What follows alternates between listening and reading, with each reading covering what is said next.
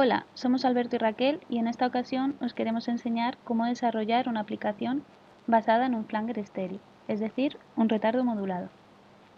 Para realizarlo vamos a seguir el siguiente diagrama de bloques. Como se ve, el retardo depende de unas variables mod, que son mod frequency, que es la frecuencia de la sinusoide que gobierna el retardo, mod delay, que es el retardo base, y mod depth, que es el porcentaje del retardo objeto de modulación. Además, la variable BL es el factor de realimentación de la unidad de retardo, que va a realizar en mayor o menor medida el efecto del flanger. La variable FF es el factor de ponderación de la señal procesada y la variable FB es el factor de mezcla con la señal directa. En el caso del efecto de un flanger, estas últimas tendrán todas un valor de 0,7.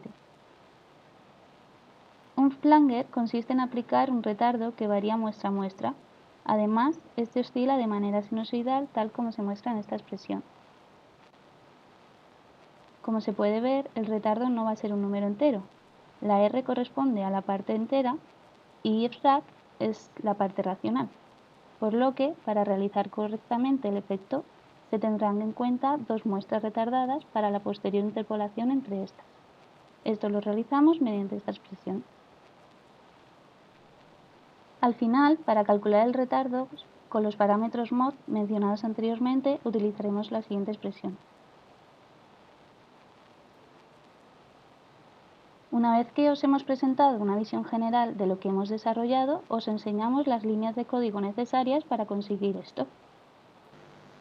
Como se puede ver, en esta imagen tenemos las variables que hemos utilizado.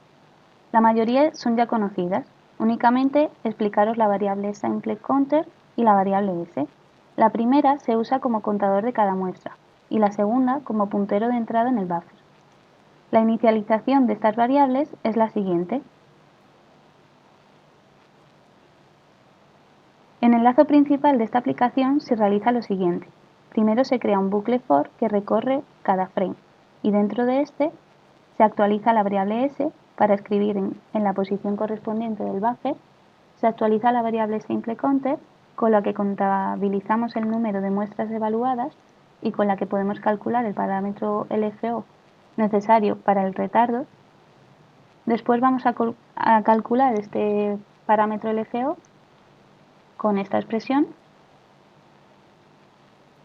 Después calculamos el retardo con la fórmula que antes mostramos. Después extraeremos la parte entera y la parte racional.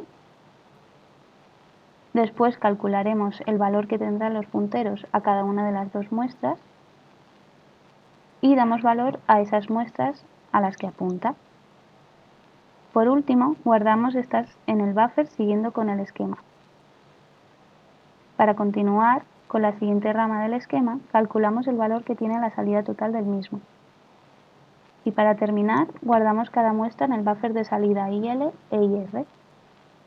Para la comprobación de esta aplicación vamos a reproducir dos señales de guitarra, que es donde generalmente se aplica este tipo de efectos.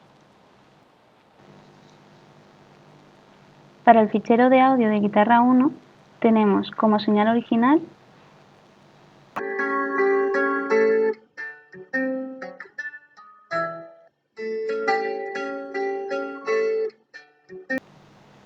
y como señal procesada para una frecuencia de modulación de 2 Hz y un retardo base de 2 milisegundos,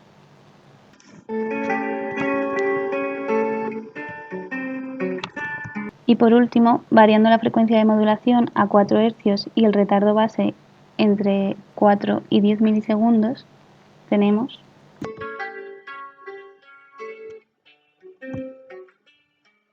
Y con esto sería todo. Gracias por su atención.